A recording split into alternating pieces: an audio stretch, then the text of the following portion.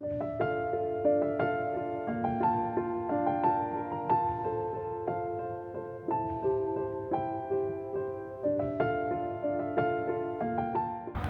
arkadaşlar. Doğu Türkistan'ın yeni bir şehrine geldik.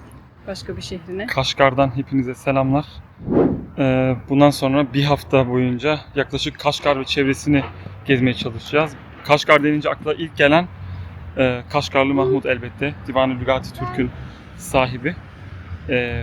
Onu ziyaret etmekle beraber Kaşgar ve etrafındaki Uygur tarihini, Türk tarihini ve burada kalan, şu anda yaşanan hayatı biraz olsun göstermeye çalışacağız.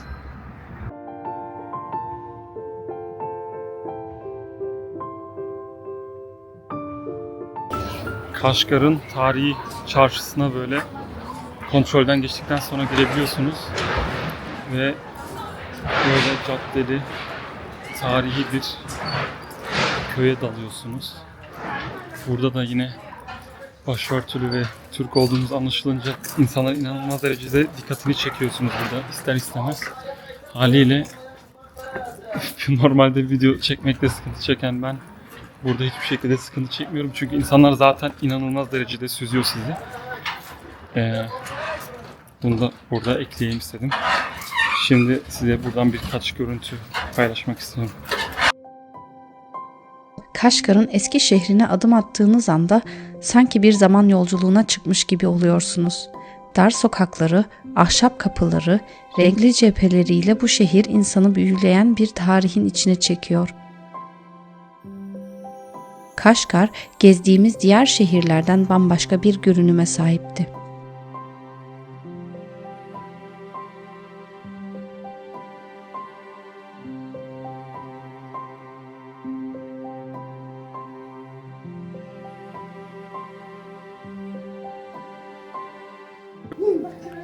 Mesela Kaşgar sokağında dolaşırken böyle arkamda süslü bir duvar görmüş olabilirsiniz ve buranın önüne gelip işte fotoğraf da çektirebilirsiniz. Pek çok turistin yaptığı gibi.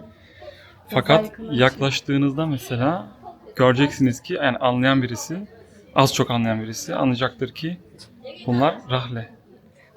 Bu rahle olayı bir değil, iki değil, yani pek çok noktada bir gün buralara uğrayabilirsiniz. Bilmiyorum kenardan şu an görünüyor mu?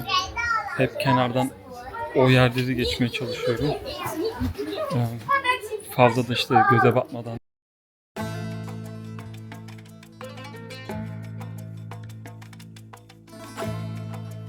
Sokak lezzetlerinin yayıldığı dar caddelerde birbirinden farklı ve nefis Uygur yemekleriyle karşılaşıyorsunuz.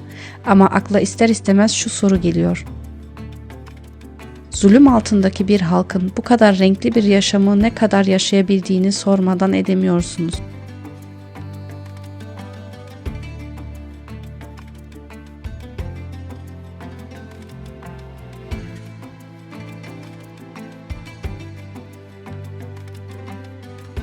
Bu sokaklarda yürürken başörtülü ve Türk görünümlü olmamız sebebiyle hemen her adımda dikkatleri üzerimizde hissediyorduk.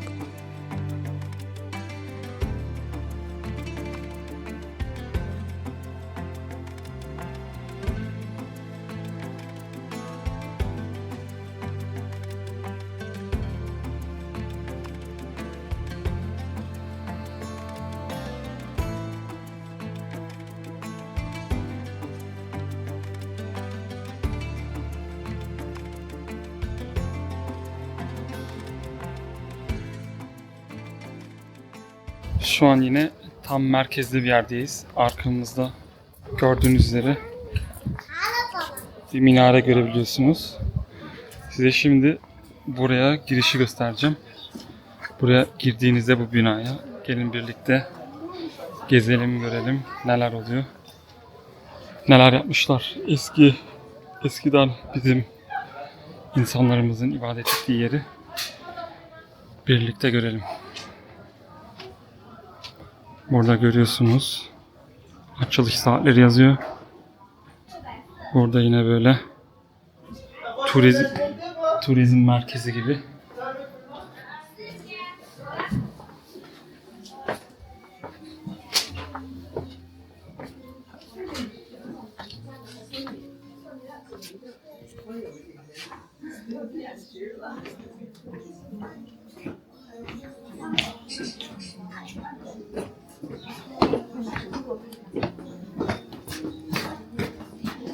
那阿黛西，我们走了啊，刚好时间到。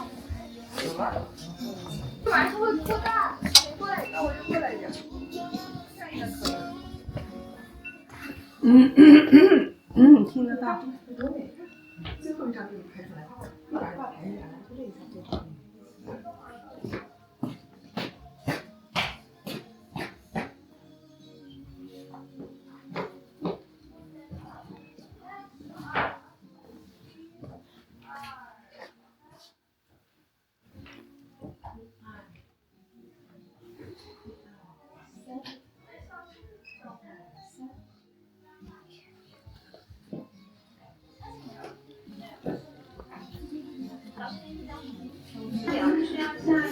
İç avlu bu şekilde. Burada hemen minare bulunuyor. Muş. Kapısında şimdi kilit var. İnsanlar da buraya gelip resimlerini çektiriyor. Müzik eşliğinde kahvesini sömürüyor.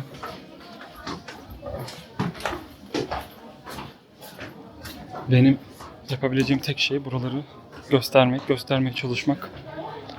Yorum fikir sizin. Burası hür bir ülke mi değil mi? Karar sizlerin. Çin yönetimi Doğu Türkistan'daki birçok şehrin ismini değiştirmiş.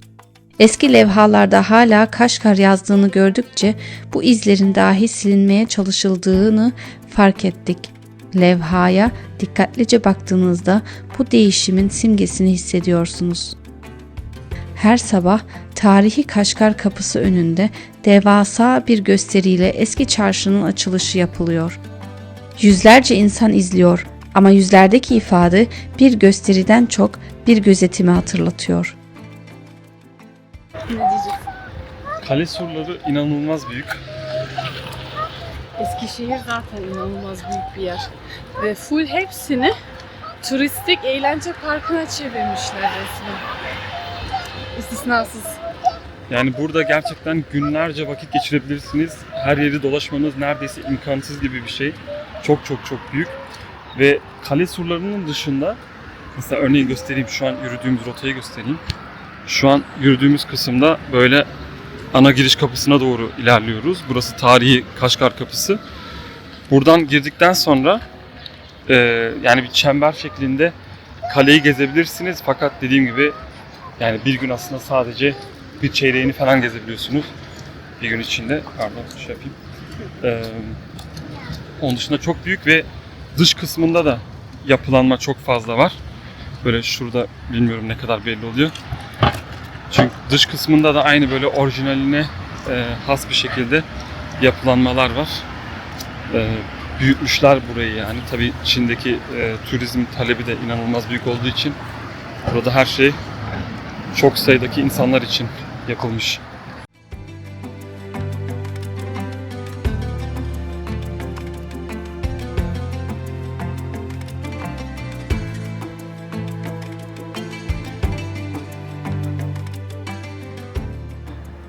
Kadim bir Türk şehri olan Kaşgar'ın surları içinde, yani tarihi şehrin surları içinde böyle Çin yapıtları yapmışlar.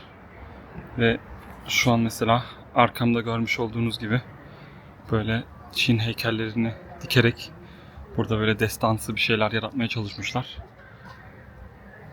Bu da buradaki siyasetin bir parçası.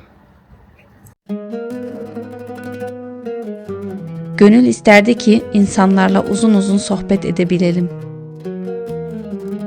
Aramızda binlerce kilometre olsa da dilimizin yakınlığını konuşabilelim.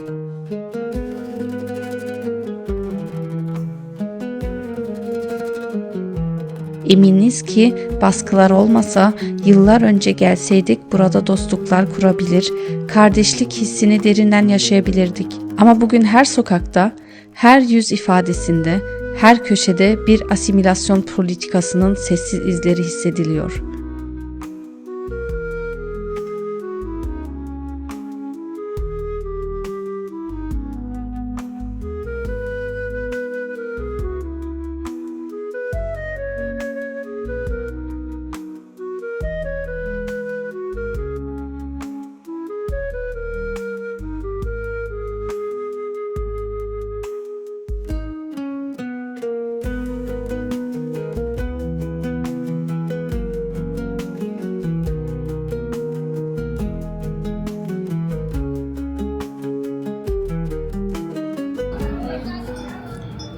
Şu an Kaşgar'da yine bir yerlerdeyiz. Ara sokakları geziyoruz ve karşımızda şöyle bir bina çıktı. Binayı görürseniz eğer az çok dikkat ederseniz eskiden ne bir binası olduğunu anlayabilirsiniz.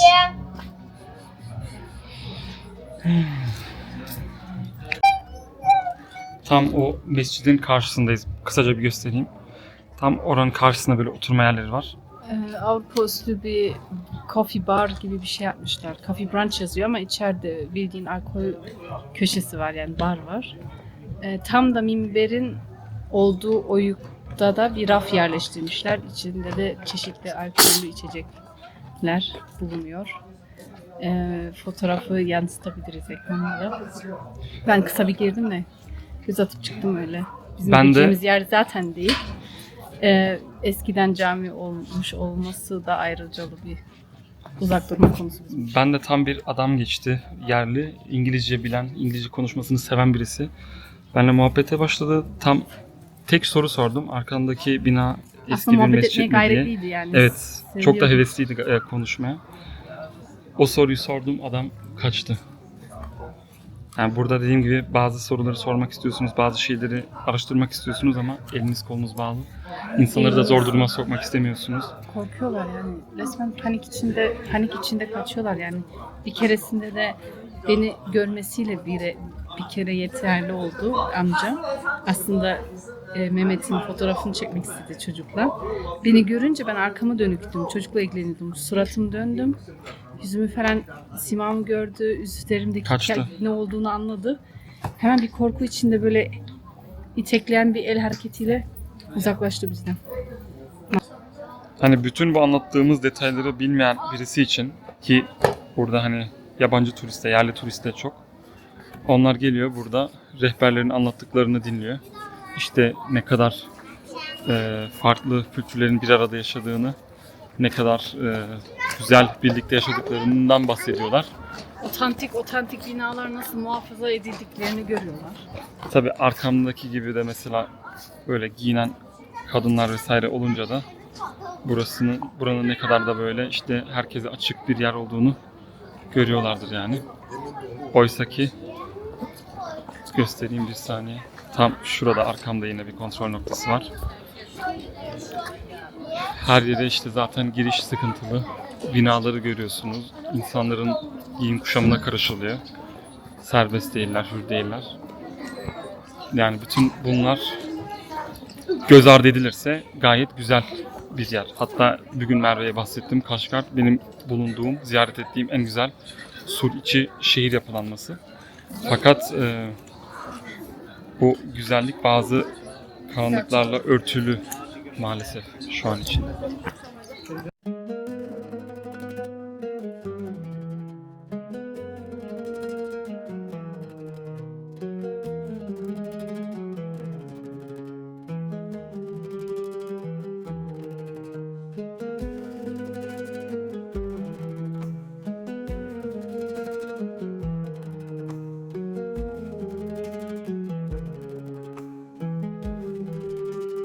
Burada anlatmak da göstermek de kolay değil.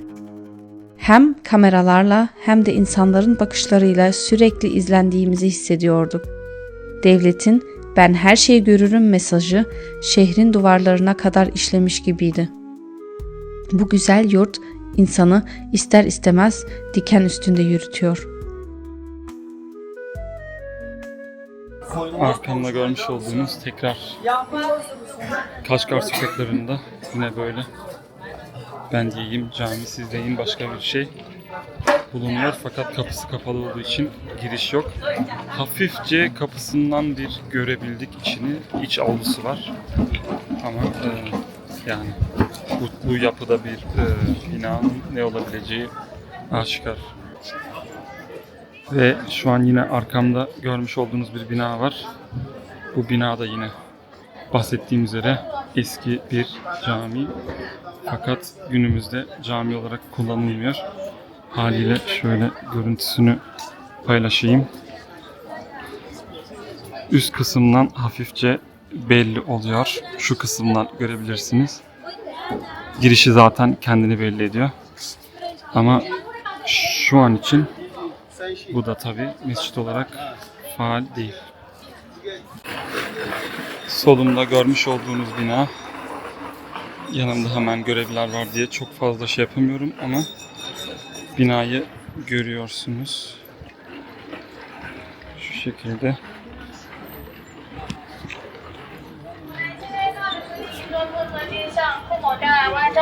Yaklaştırınca çok bir şey söylememe gerek yok. Arkamızdaki binayı tamamen görebiliyorsunuz.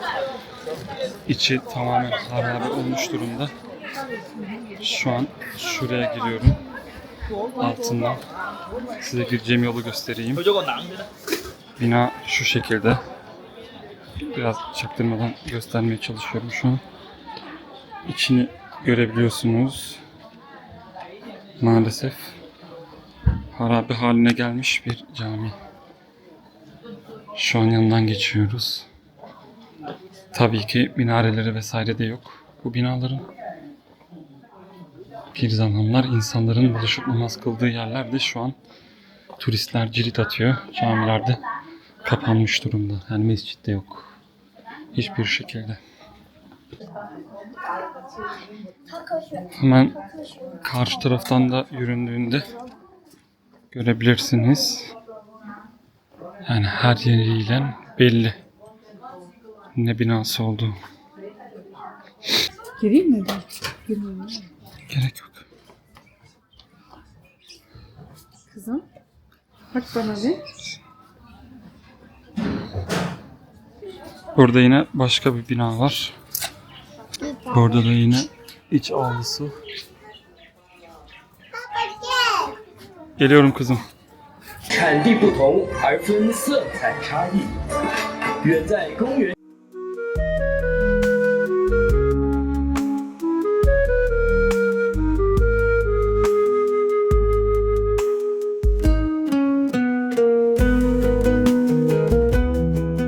Şu an burada nasıl böyle bir atraksiyon haline geldiğimizi göstermek için çekiyorum sizi. İnsanlar sürekli her köşede, her alanda bizi aynen bu şekilde böyle çekiyorlar. Emine gel.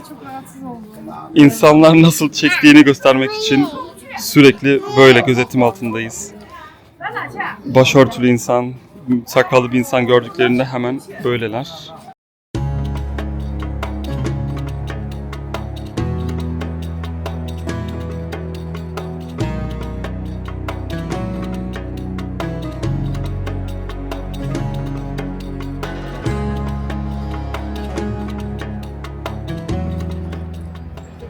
Arkamda Kaşgar'ın tarihi çarşısına çıktığınızda hemen böyle karşınızda Kaşgar'ın simgesi haline gelen 15. yüzyılda olan İdgah Camisi, yani Uygurların dediği gibi Heydgah, Hayatgah Camisi arkamızda bulunuyor.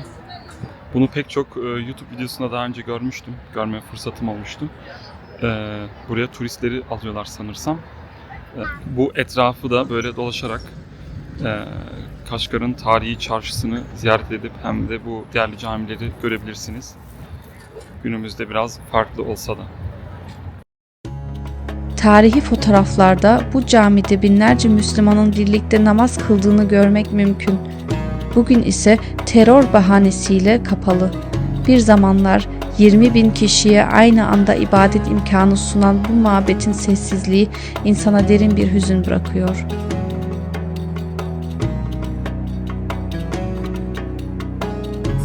Tekrar bir pasaport kontrolünü geçtikten sonra ve şöyle güvenlikten geçtikten sonra İdgah Camisi'nin iç avlusuna girebildik. Turist olarak girdiğimiz için kişi başı 30 yen ödedik. Yani 60 yen oluyor. İki kişi için çocuklara para almıyorlar. Böylelikle Merve de bir cami yüzü görmüş oluyor şu an burada. İç avlusunu gösterelim şimdi birkaç görüntüyle. Cami avlusu, bahçesi ve önündeki meydan o kadar geniş ki burası Çin'in en büyük camisi olarak biliniyor. Namaz kılmak nasip olmasa da bir gün Uygurların yeniden özgürce ibadet edebilmesi için dua ediyoruz.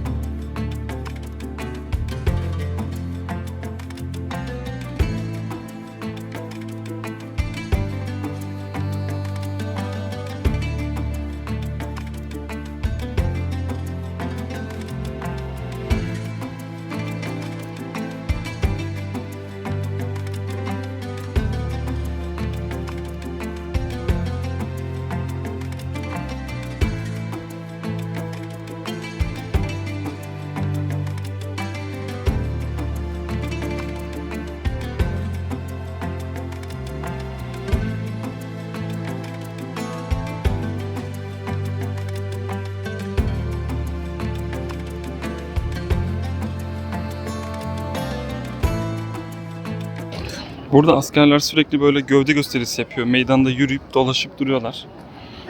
Yani şu an 5 dakika içinde 4. grup. Bilmiyorum neyin gövde gösterisi bu fakat bayağı aktifler burada. Hiç yani Doğu Türkistan'da hiç görmediğim kadar yoğun bir şekilde de burada.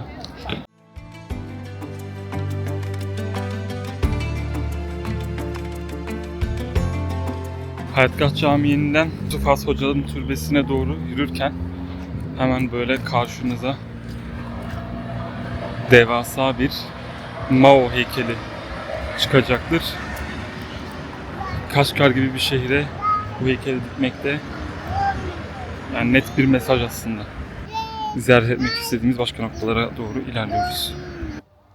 Arkamda görmüş olduğunuz böyle evlerin arasından geçerek İskender Han mezarına doğru yürüyebiliyorsunuz. Karşınızda şöyle bir manzara oluşuyor. Biraz Özbekistan mimarisi, Timurluların mimarisini taşıyan bir yapıt. Burası Google Maps'te işaretlenmemiş bir nokta. İnternette öyle araştırırken bulduğumuz bir yer.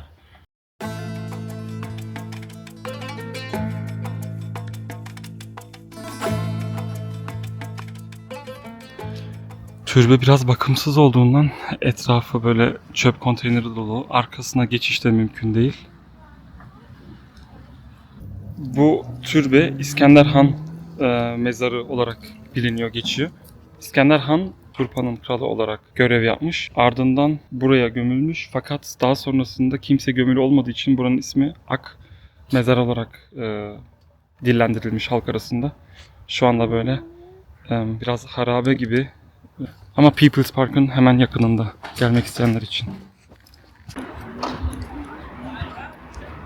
Yusuf Has Hacip Hoca'nın türbesine geldik. Da Uygur bir şair olduğu söyleniyor. Şu an türbesi bu şekilde. Normalde giriş ücreti var fakat bizden almadılar. Emin değilim. Bizle mi alakalı yoksa günle mi alakalı. Etrafı böyle üzüm bağları var. Sağda solda. Ortada da Yusuf Has Hacip Hoca'nın türbesi. Biraz arka arkaya vereyim türbe görünsün. Yusuf Has Hacip Hoca Karahanlı Türklerinden Kutatku Bilik eserinin yazarı. Türk tarihinde önemli bir yere sahip Yusuf Has Hacip Hoca. Yazdığı eser Kutatku Bilik'te ilk siyasetname olarak biliniyor ve Karahanlı Türkçesiyle yazıldığı için böyle Türk dünyasının ortak bir değeri olarak günümüze kadar gelmiş bir olay. Şimdi hep birlikte türbeyi biraz gezelim. Yokuşun inişi var, yükselmenin batışı. Sevincin kaygısı var, acının tatlısı. Yusuf Has Hacip.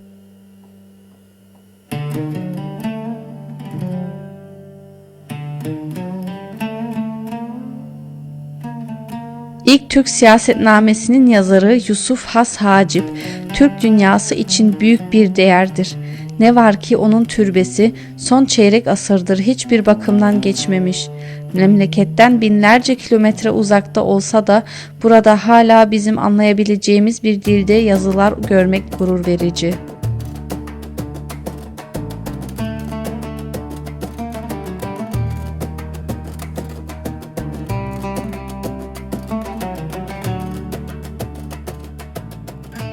Kendimizi taksiyle Afak Hoca Türbesi'ne attırdıktan sonra türbe biraz dışta kalıyor. Fakat normalde Kaşgar'ın her yerini yürüyerek de keşfedebilirsiniz. Biz sadece işte çocuklu yolculuk yaptığımız için biraz kolaylık olsun diye bazen taksiyi tercih ediyoruz. 5 dakika 10 dakika sürmedi yani yolculuk. Burada Afak Hoca diye çok değerli bir şahıs var Uygurlar için burada yatan.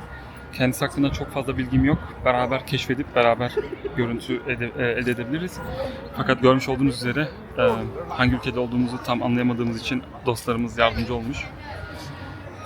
Bununla birlikte ilk kontrolden geçtik. Şimdi bilet yerinden bilet almamız gerekiyor. Ardından da türbeye ziyarete gidiyoruz. Biletleri aldıktan sonra böyle araziye giriş yapıyorsunuz.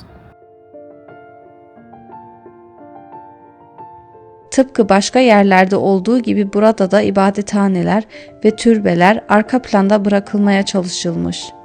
Ama bütün bunlara rağmen bu görkemli türbe hala bu alanın kalbi gibi parlıyor. 16. yüzyılda Kaşgar'ın dini ve siyasi önderlerinden Hidayetullah Hoca için yapılan bu türbe halk için kutsal bir nokta.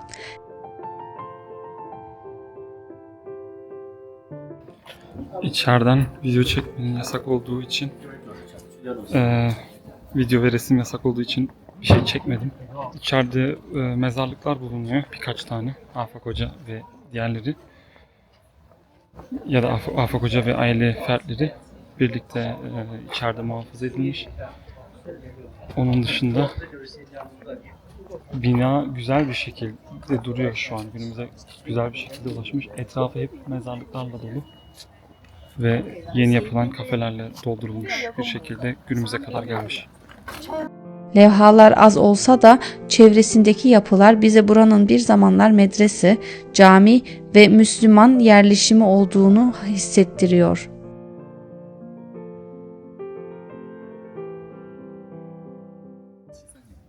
Türbenin çıkışından hemen böyle çıktıktan sonra sağ tarafında ise eski bir cami bulunuyor. 1800'lerde yapıldığı söyleniyor ama ben daha eski olduğuna inanıyorum. Halen Arapça bir şeylerin yazılı olduğunu, muhtemelen ayet olabilir, emin değilim. Maalesef güçlü değilim bu konularda. Fakat böyle buranın eski bir mescit olduğunu yazmışlar, belirtmişler. Buranın arka tarafında ise böyle medrese tarzında bir bina var. Oranın arka tarafında ise tekrar böyle cami gibi bir kompleks var. Fakat bilgi vesaire paylaşılmadığı için o konuda emin değiliz. Haliyle bir tane cami olarak böyle adlandırılmış şu an için.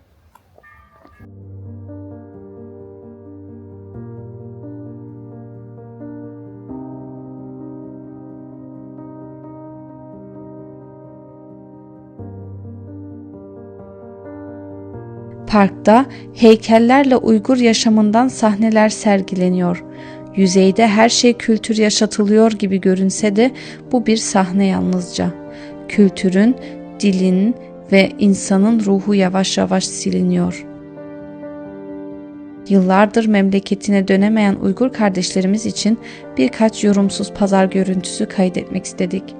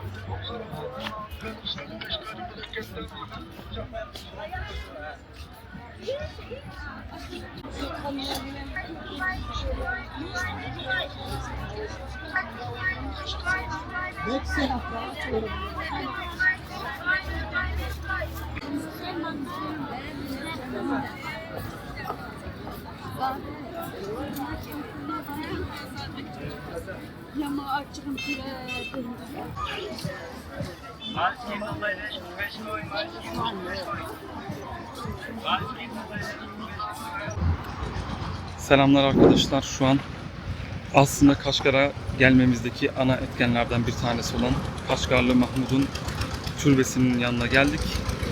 Şu an arkamızda görebiliyorsunuz. Kamera perspektifini çevirdikten sonra burada yine pasaport kontrolüyle giriş yapabiliyorsunuz. Pasaportunuzu gösteriyorsunuz, resmi çekiliyor. Sanırsam belirli kurumlara yollanıyor. Ardından böyle bir liste dolduruyorsunuz. Girdiğinize dair telefon numaranızı vesaire alıyorlar. Ardından da yine böyle kontrolden geçip giriş yapabiliyorsunuz. Her yerde olduğu gibi. Yine burada da bize çekim yasağı olduğunu söylediler. Burası da yine bahçe olarak geçiyor. Sağda solda her yerini detaylı çekemeyeceğim. Kameraların olmadığı yerde çekmeye çalışacağım. Ama sağda solda yine Çin hükümdarlarının böyle başarıları tablolara yansıtılmış. Onlar sergileniyor ve onun dışında da böyle daha çok bahçe olarak geçiyor burası. Bakalım daha neler göreceğiz şimdi önümüzdeki dakikalarda. Bilmiyorum sezondan dolayı mı ama her yer kapalı, harabe şeklinde. Hani merdiven kenarlarını da gözetirseniz Bakımsız kalmış. bayağı bakımsız kalmış. Ve türbenin tam nerede olduğunu da anlamak bizim için en azından hemen mümkün değil. Mesela buraya bir ağaç yıkılmış. Hani dün yıkılmamıştır bu ağaç. Belki haftalardır, aylardır burada. Burada da yine çöp yığıntısı var her yerde olduğu gibi. Burada yine böyle Çin tabloları. Ve burası da bayağı yıkık dökük.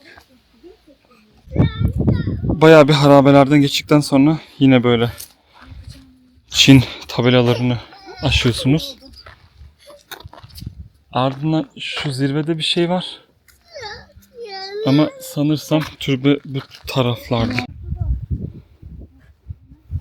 Şu an burada pek çok mezar taşı görebiliyorsunuz. Birkaç yapıt da var. Ama hangi yapıt tam olarak ne bilemiyorum. Geçiş yolu da çok belli değil. Nerede?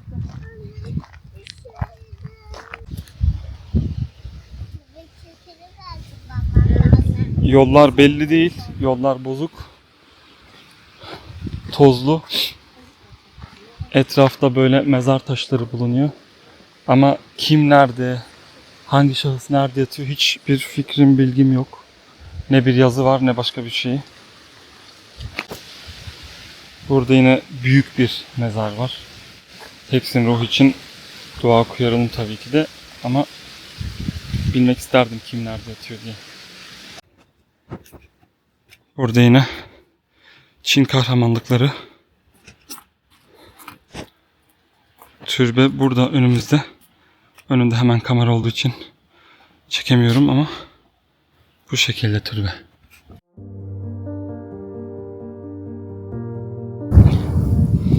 Şu an en zirve noktaya geldik. Buradan böyle altta mezarlıkları görebiliyorsunuz her yerde. İnanılmaz çok mezar var buralarda. Şuradaki binada Kaşgarlı Mahmut yatıyor muhtemelen ama çekim katiyen yasak. Türbeden çıkmış bulunmaktayız. Burada bile her yerde gözetiyorlar bizi. Türbe denecek pek bir şey de kalmamış aslında. Önceden haritalardan gördüm heykeli varken, mesela şu an heykeli yok. Önceden giriş açıkken şu an giriş yoktu. Bizden ücret de alınmadı. Girişteki insanla konuşmaya çalıştım. Uygur'du aslında ama kesinlikle konuşmak istemedi benimle. Yazık yani, Divan-ı Lügati Türk'ün sahibi Kaşgarlı Mahmut'un türbesinin bu hale gelmesi beni şahsen üzdü.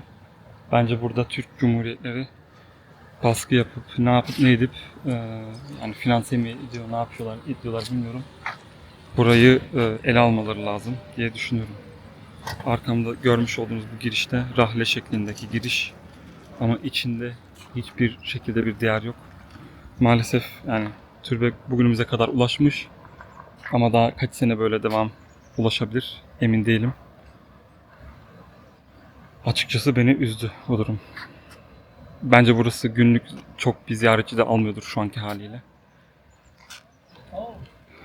Şimdi buradan başka bir türbeye doğru yol alacağız. Hep birlikte gidelim. Opal köyünden Kızılsu'ya doğru giderken kırmızı kapılar dikkatimizi çekti. Yıpranmış yerlerinde beliren eski mavi boyalar geçmişin izlerini fısıldar gibiydi. Bu bir tesadüf olamazdı. Kaşgar'da açık tek bir cami bile bulamadık. Bir süre sonra eski çarşıya dahi girmemize izin verilmedi. Ne kadar denesek de kimseyle konuşamadık. Bize göre Kaşgar, Doğu Türkistan'ın en ağır baskısını hisseden şehirlerden biriydi. İlk defa başörtülü olmam burada pazar girişinde sorun oldu. Eskişehir'e girdik. Şimdiye kadar Urumçi'de de burada da defalarca kontrolden geçtim sıkıntısız. Sadece çantaları scan yaptık. Ama buradaki polis memuru yanlış görev yapmaktan korktu herhalde, bilmiyorum. Bizi durdurdu, böyle giremezmişim öyle diyor. Şu an Mehmet tartışıyor.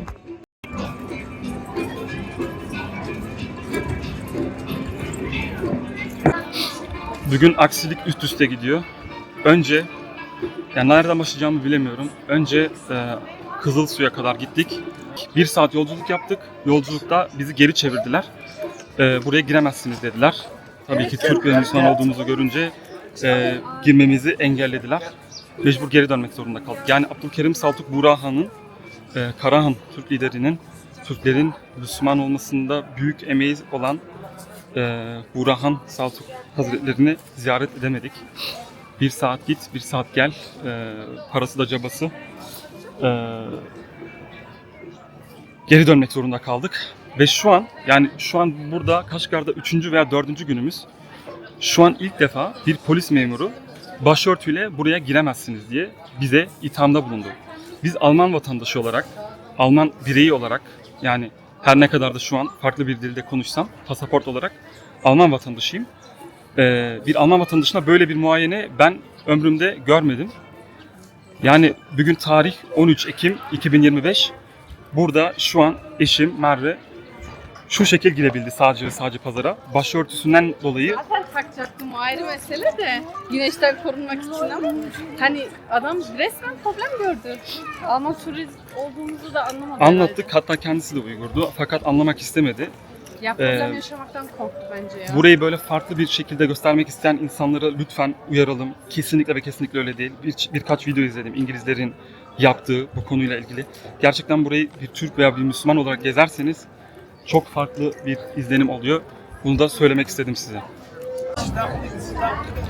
Şu an Merve ile oturduk. Heydgah Camii'nin önünde. Popcorn'a film izledik. Patlak mısır aldık elimize. Film gibi ülke. Patlak mısır aldık, izliyoruz şu an. İnsanlara ne kadar güzel anlatılıyor her şeyi. Her şey nasıl güllük gülistanlık. Hiçbir dert yok. Herkes beraber huzur içinde yaşıyor. İnanılmaz. Dans edip oynuyorlar. Rengarenk elbiseler içinde. Evet. Böyle rehberler grupları, küçük grupları gezdire bu şekilde anlatıyorlar. Ama kime cami ya da namaz ya da herhangi bir şey sorsak panik içinde kaçıyor. Bazıları geri bakıyor. Bir panik, korku içinde bana geri bakıyorlar. İkinci kez bakıp devam ilerliyorlar. Garip bakışlar alıyoruz yani sürekli. İkindi namazı vakti aslında şu an. Girmeye çalıştım. Pasaportumu da gösterdim. Alman pasaportum var. Alman bir Müslümanım da. Ama giriş yok. Bilmiyorum hiç başaran oldu mu? Müslüman olup da camiye girebilen oldu mu? Bize nasip olmadı. İçeride namaz kılmak. Böyle ilginç olaylarla karşılaşıyoruz. Özellikle bugün Kaşgar'da Kaşgarlı Mahmut'un türbesine gittiğimizde, Abdülkerim Saltuk Burhan'ın türbesine gitmeye çalıştığımızda kapıdan geri çevirmeleri, şehre almamaları. Yani kapıdan derken bildiğin o şehre almadılar. Şehre almadılar resmen. Artı burada da yine pazara girerken Merve'nin şu şekil girebilmesine izin verdiler. Başörtüyle izin vermediler. Ben dedim patronu getir. Bayağı diklendik ama getirmedi. Biz de dedik tamam şapkasını giysin. Öyle girdi içeride gerektiğinde çıkarttı, gerektiğinde taktı. Ki 4 gündür zaten buradayız. Bir 3-4 günümüz daha var burada. Aslında rahat Umarım 5-6 bütün- kez kontrolden geçmişizdir bu pazar alanında. Hiçbir şey olmadı ama bugün bir aksilik var yani. Bakarım. Umarım bütün görüntüleri eve kadar götürüp size seyrettirebiliriz bu şekilde.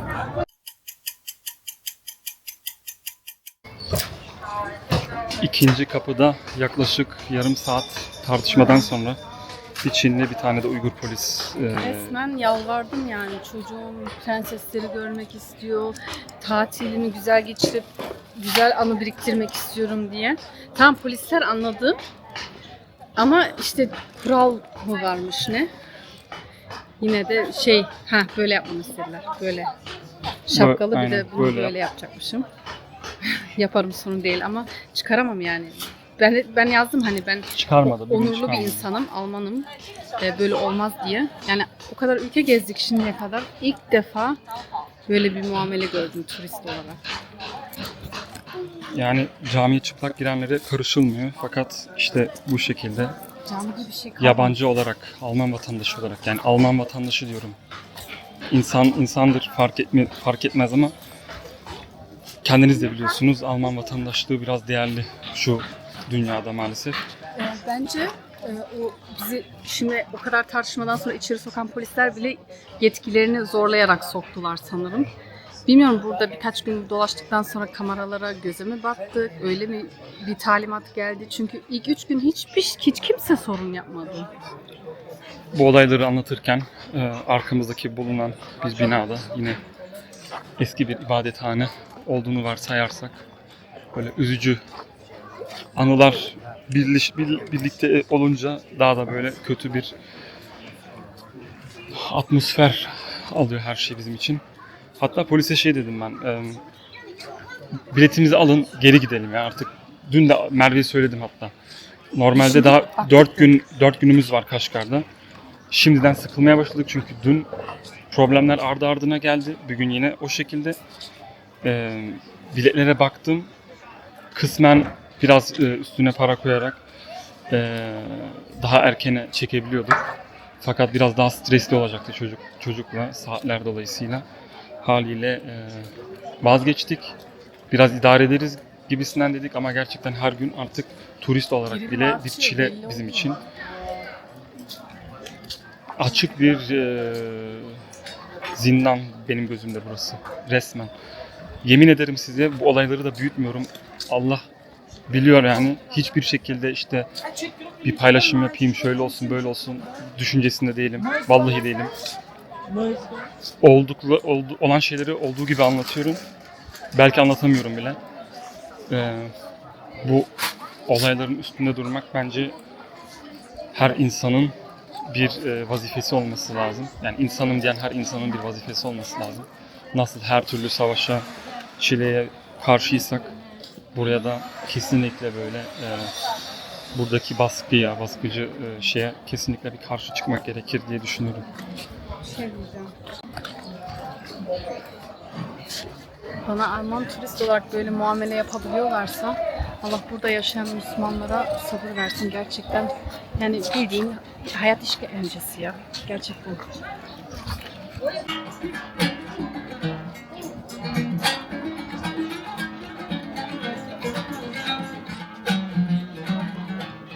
Kapalı şey. Kapalı fakat. Açamıyorum. Anneye sor. Anne açamadım.